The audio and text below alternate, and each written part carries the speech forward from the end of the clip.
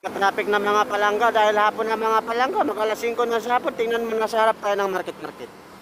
Nasa C5 tayo palangga, papunta tayo ng Quezon City, yung area natin mga palangga. Along Quezon City na tayo.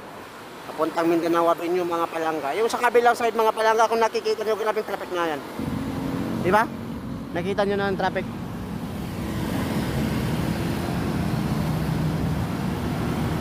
Ang tindi ng traffic mga palangga. Kung makakuha ko ng pasahero dyan mga palangga na papunta, yung traffic na yan kasi, yan po yung papuntang Service Road, papuntang Paranaque, papuntang Las Piñas, mga palangga, yan. Alabang, to Service Road yan mga palangga, lahat yan, Muntinlupa. Las Piñas, pwede dyan ha. Yung traffic na yan. Ito naman yung mga papuntang Quezon City, yung mga Laguna ito. Grabe na yan. Sulit ang traffic mga palangga. Ngayon, kung may pasahero ako dyan makuha, papunta ako ng kunyari Alabang, naku pati. Diyan pa lang na traffic na, paano na lang sa Service Road? Wala na. Problema na. Grabe traffic talaga. Sakit ang ulo ko mga palangga, sakit ang ngipin ko, sakit ang ulo ko. Ay nga na lang ako dito.